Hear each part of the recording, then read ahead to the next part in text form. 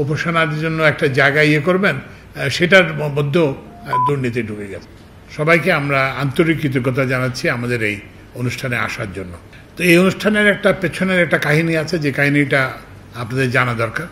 সেটা হচ্ছে যে আমাকে গত বছর দুর্গাপূজার আগে কিছু আমাকে আমাদের তৎকালীন সচিব এসে জানায় যে এখানে একটা কি বলে একটা জায়গাতে অবৈধভাবে একটা মণ্ডপ স্থাপন করা হচ্ছে।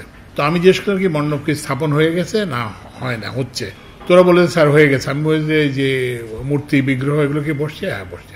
আমি বলি ঠিক আছে, তাহলে এটা হোক, পূজাটা হোক, তারপর পূজাটা হয়ে যাওয়ার পরে যাতে এটা সরিয়ে নিয়ে যায়। তো যাই হোক, এটা হয় নাই, সরানো হয় নাই।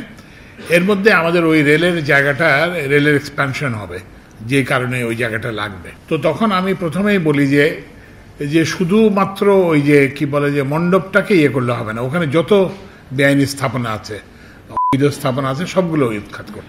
এবং তখন আমাদের এই যে মহাপরিচালক এবং একজন অতিরিক্ত সচিব যায়, তাদেরকে আমি সুস্পষ্টভাবে বলছিলাম যে যাতে এই যে কি বলে মণ্ডপের যাতে যখন করা হয় তখন যাতে এটাকে যথাযথ সম্মানের সঙ্গে করা হয়।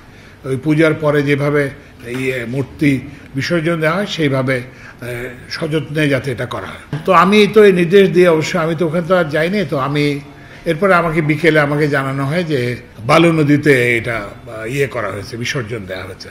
তো ওকে এর মধ্যে কেউ সাংবাদিক জিজ্ঞেস করছে, আমি তো ওনাদের তথ্যের ভিত্তিতে আমি বললাম যে হ্যাঁ, এটা বালু নদীতে বিসর্জন দেওয়া হয়েছে যথাযোগ্য মর্যাদার সাথে। কিন্তু পরে আমার এক জুনিয়র আমাকে, উনি ইন্ডিয়ানা বিশ্ববিদ্যালয়ের অধ্যাপক, আমাকে একটা ভিডিও ক্লিপ পাঠায়। সেখানে দেখা যায় যে ওই যে মূর্তিগুলো মধ্যে, মাটির মধ্যে।